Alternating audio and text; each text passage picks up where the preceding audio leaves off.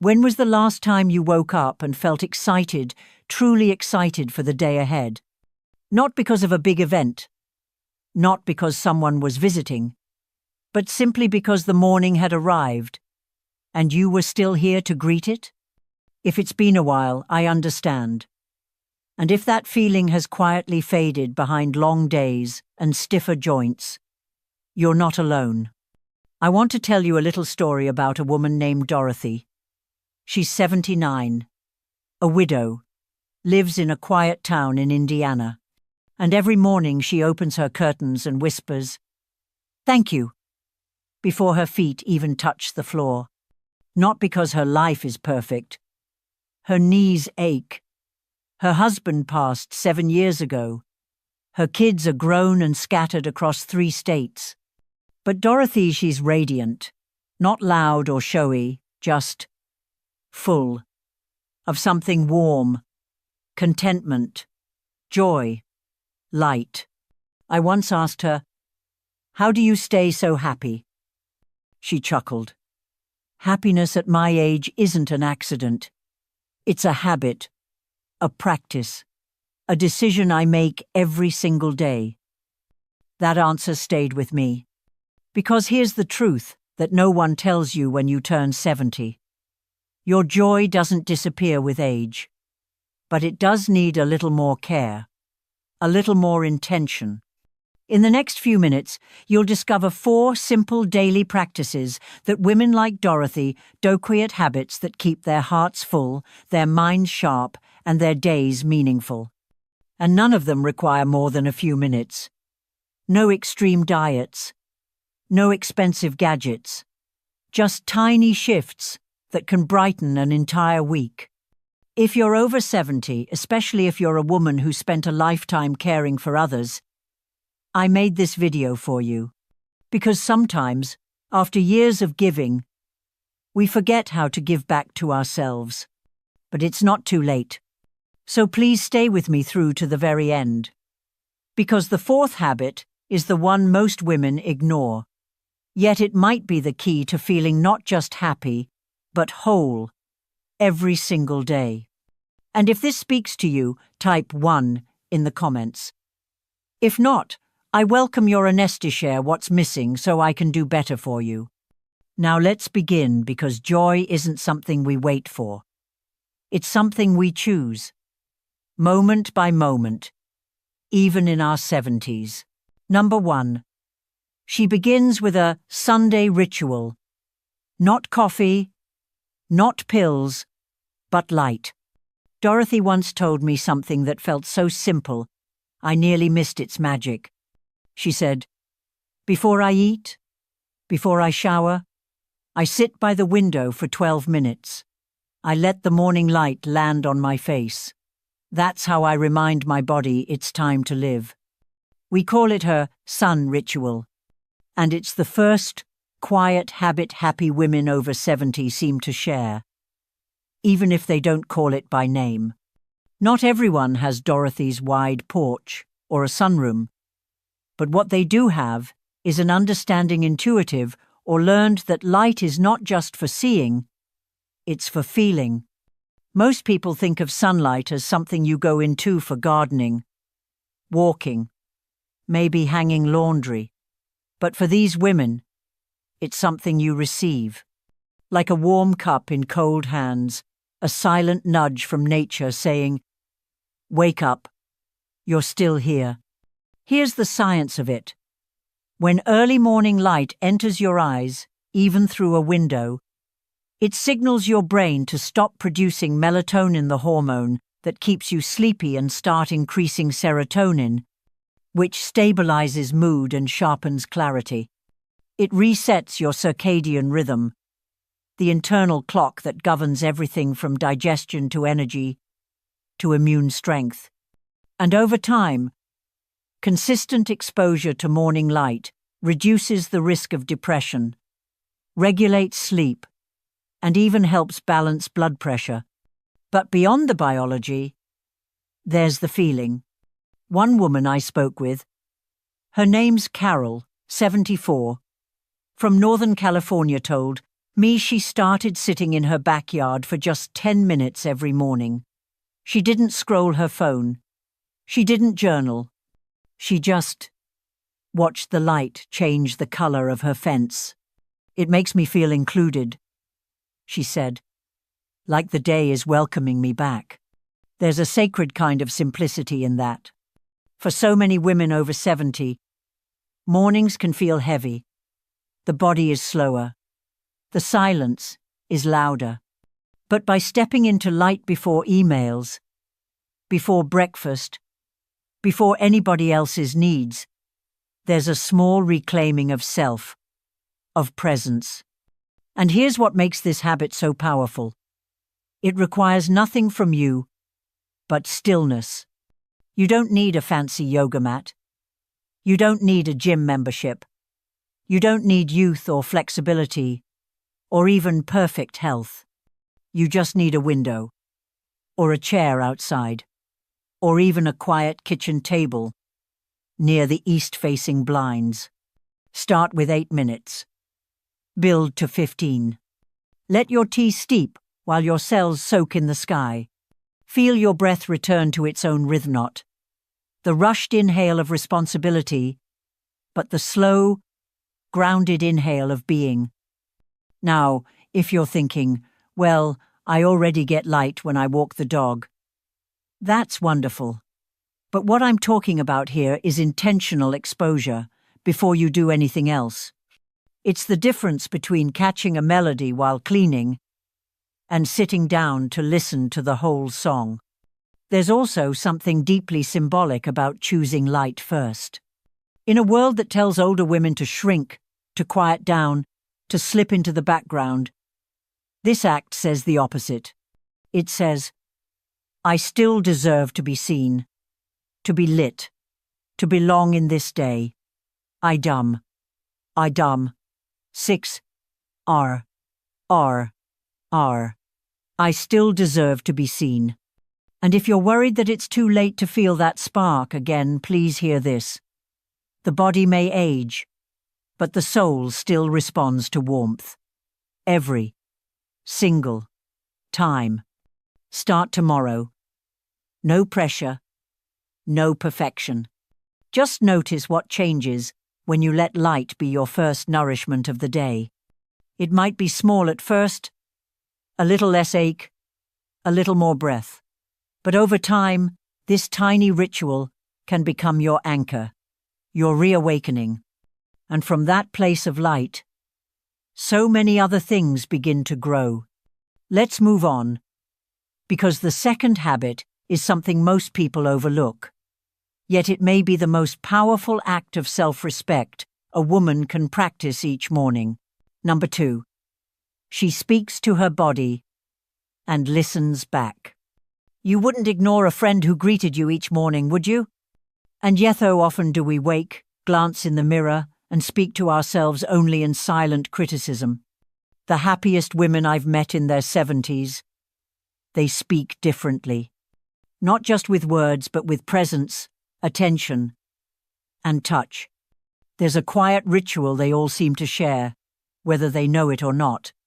They check in with their bodies every day, and not with scrutiny, but with kindness. Some stand in front of the mirror and say, "Good morning, knees. You've held me up another day." Others rub their shoulders with a warm towel and thank them for carrying burdens both literal and unseen.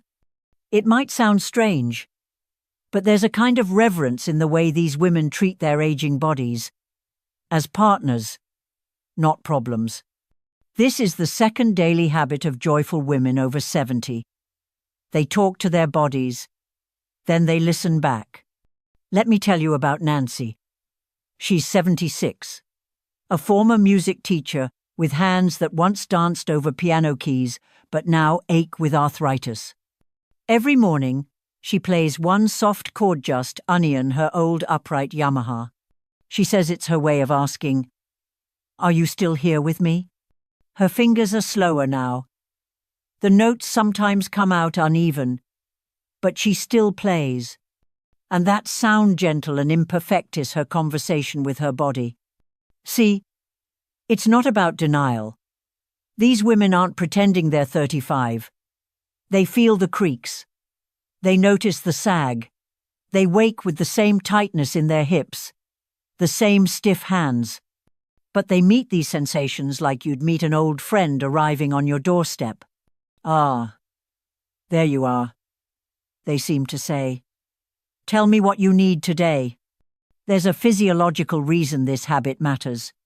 When you begin your day with awareness, gentle movement, breathwork, self-massage, or simply naming how you feel, you activate your parasympathetic nervous system, the part responsible for healing, digestion, calm.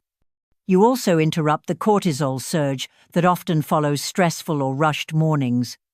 And maybe most importantly, you re-establish a relationship with your own body that isn't based on fear or frustration. Too many women over 70 have been taught to view their changing bodies like machines breaking down. But this habit flips that script. It says, "I'm still in here. I still matter. I can listen to my body without trying to fix it all at once." Carol, who we met earlier, doesn't stretch because her doctor told her to. She does it because one morning she sat on the edge of her bed, rubbed her feet, and realized how tense they felt. So she started there, just 5 minutes each morning, loosening her arches with a tennis ball. A week later, she added neck rolls, then a bit of shoulder movement. Nothing fancy, no YouTube yoga, just checking in. 3 months later, she told me, "I feel like I have a little more room inside myself." Isn't that something? Not more strength, not more youth, just more room. If your mornings feel rushed or foggy, this may be the practice that opens them up. Try this. When you wake up tomorrow, sit quietly for 1 minute. Don't reach for your phone. Don't scroll. Place one hand on your chest, the other on your belly. Breathe in slowly through your nose. Then ask yourself, not with judgment, but with curiosity, where do I feel tired today? Where do I feel strong? End of you, the scissors 9 to mine. The scissors 9. Carbland, tarty mine. Maybe it's your knees. Maybe it's your jaw. Maybe it's your heart. Now say, quietly if you can, "Thank you for keeping me here." You don't need a script. You don't need perfect words. You just need to begin the conversation. Because when a woman listens to her body daily, she doesn't just feel more balanced. She remembers who she is beneath the ache, the wrinkles, the changes. She remembers that her body is not the enemy. It's the map of everywhere she's ever been. And maps deserve attention. They deserve love. This one small ritual of talking to and listening to your body might seem insignificant, but I promise you, it's a doorway. And once you walk through it, you'll wonder why you ever started the day any other way. Let's keep going. Because the third habit isn't about what these women do alone. It's about who they invite into their morning sand, why that makes all the difference. Number 3. She connects gently, daily, and with intention. Picture an old oak tree. It's stood through storms, grown rings around its middle, lost a few branches along the way. But what keeps it alive isn't just the trunk. It's the roots, reaching quietly underground, touching others, exchanging life unseen. Happy women over 70, they live like that oak. They don't just have relationships, they tend to them. Every single day. Not with obligation or forced small talk, but with quiet intention. This is the third daily habit of joyful older women. They connect on purpose, even if it's just with one person, for one moment. Not grand reunions, not packed calendars, just small threads woven each day into the fabric of their lives. Let me introduce you to Joan. She's 81, lives alone in a brick cottage near the edge of town. Her husband passed 15 years ago. Her daughters visit when they can. But every morning, without fail, she writes a note. Sometimes it's to an old friend. Sometimes a thank you card to her mailman. Sometimes it's just a sticky note she leaves for herself on the mirror. "You did well getting out of bed today." She told me, "If I can make one person feel remembered, then the day isn't wasted." Joan doesn't have a smartphone. She doesn't scroll social media. But she understands something most of us forget. Connection doesn't need speed. It needs sincerity. In a world that often pulls older women into the background, these tiny rituals of reaching out through a phone call, a morning greeting to a neighbor, or simply feeding the birds and whispering to them like old companions, they become lifelines. Biologically, this matters. Studies have shown that even brief, meaningful connection can reduce inflammation, lower cortisol, and increase oxytocin, the hormone, tied to bonding, safety, and emotional ease. But it's the emotional echo that stays with you. Carol, who we followed through this video, she began a daily voice message practice last year. Every morning, she sends a short recording, never longer than 60 seconds, to someone she loves. "Thinking of you today. Hope the sun's out where you are. Remember that blue sweater you gave me? Wearing it now. Still my favorite. No grand speeches. Just reminders." She says it's not just for theme, it's for her. It reminds her she's part of something ongoing, something alive. And here's what's beautiful. That connection doesn't have to come only from people. Shirley, 78, starts her mornings with her garden. She speaks to the rosemary. She praises the tomatoes for turning red overnight. She bends close to her lavender and breathes it in like a lullaby. To some, it might seem silly, but Shirley's not playing. She's participating. She's entering into a relationship with the world that still wants her in it. And that changes everything. Because loneliness, especially after 70, can sneak in through cracks you don't even notice. A missed birthday call. A church pew that feels too empty. A house that echoes louder than it used to. But these women? They don't wait for connection to find them. They create it. They leave voice notes instead of waiting for visits. They send postcards, even if the post office is a drive away. They wave at joggers who pass by their window. Because connection isn't just about others remembering you. It's about you choosing to show up. And if you're sitting there thinking, "I don't know who I'd reach out to," that's okay. You start where you are. Write to your past self. Sing to the wind. Bless your teacup. Connection doesn't have to be understood by others to be real to you. And the more you practice it, the more it grows. It's like dropping a stone in water. The first ripple is small, but it moves outward. Sometimes it circles back, and sometimes someone far off feels that wave and sends one back. That's the quiet power of daily connection. Not flashy, not public, just a steady signal. I am still here. I still care. Let's keep moving. Because the fourth habit is the one most people forget. Yet it might just be the reason some women still feel a spark of excitement every night before they go to sleep. Number 4. She ends the day with a ritual of remembering. Barbara, 77, once told me something I'll never forget.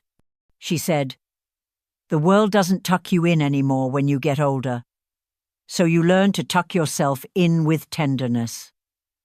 That's the fourth habit I've seen in nearly every joyful older woman I've known. They end each day by remembering not what they lost, but what they still have. This is not a gratitude list scribbled out of obligation. It's not a chore. It's a practice of presence, a kind of mental exhale, and it's more powerful than you think. Barbara's version is simple. Each night, before bed, she lights a candle.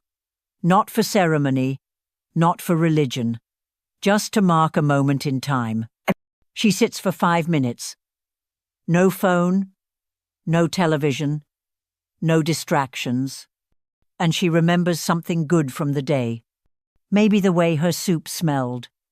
Maybe a robin she spotted on the fence. Maybe the feeling of her daughter's voice on the phone, even if it was just for 5 minutes. That's it. One moment, recalled with softness. No judgment. No ranking. Just noticed.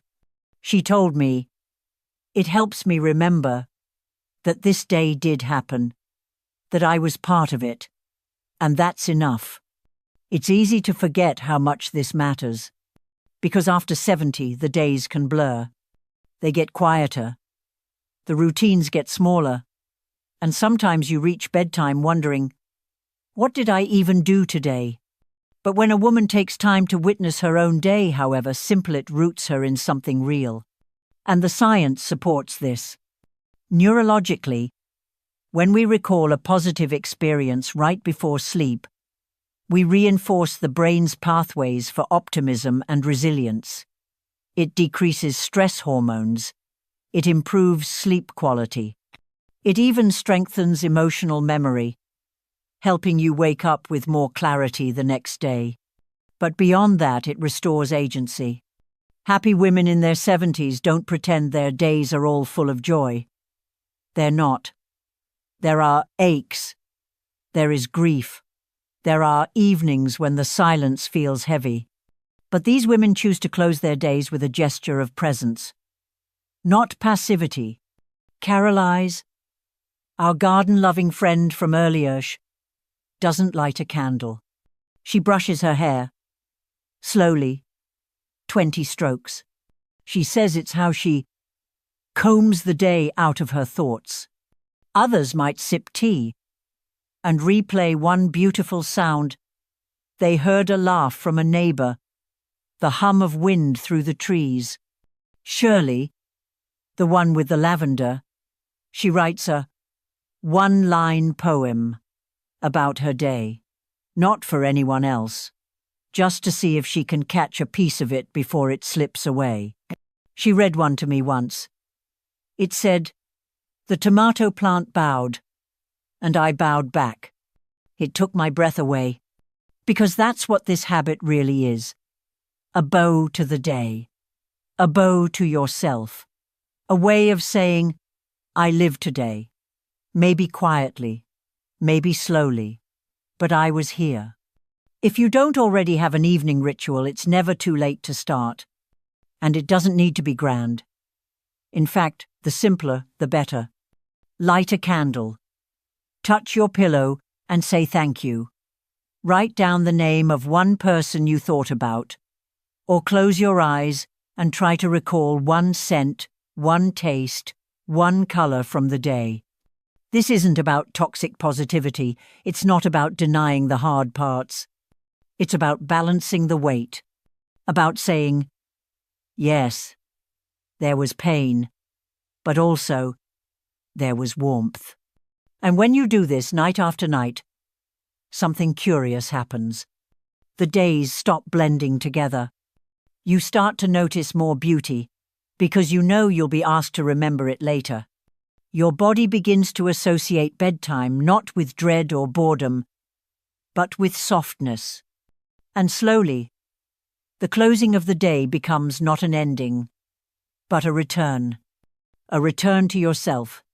So if you've ever felt like the nights stretch too long, or the quiet feels too still, try this. Just one small act of remembering, of recognition.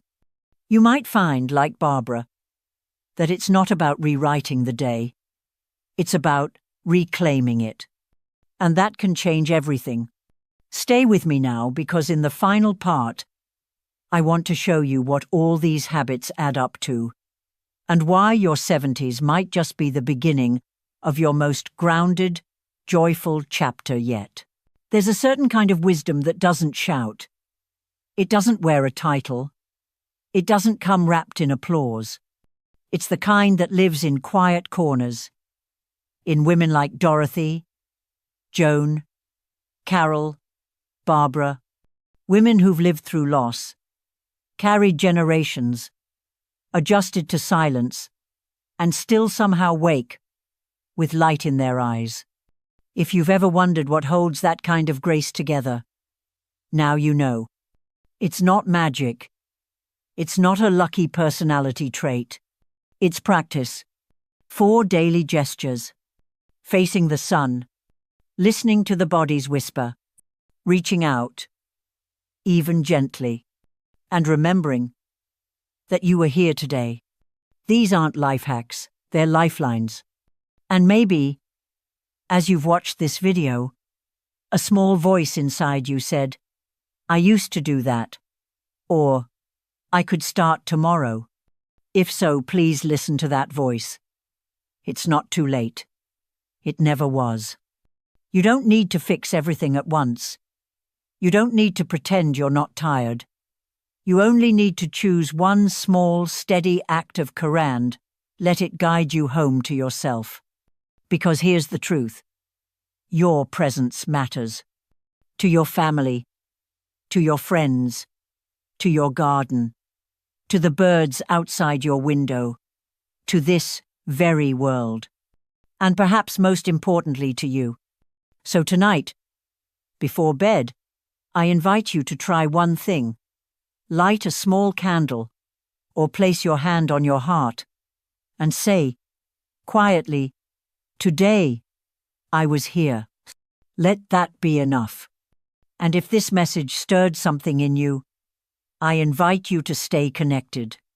There's more ahead, more stories, more reminders, more quiet encouragement for the beautiful chapter you're living now. Click to walk with me into the next one. You still have pages to write. And remember, while these habits are rooted in real experience and research, they are not medical advice. Always speak with a trusted health professional about any changes to your well-being or routine. You've spent so many years tending to others. This is your time. And the best part? It begins not with a resolution, but with a return. A return to what already lives inside you. Warmth, wisdom, wonder. Let's keep going.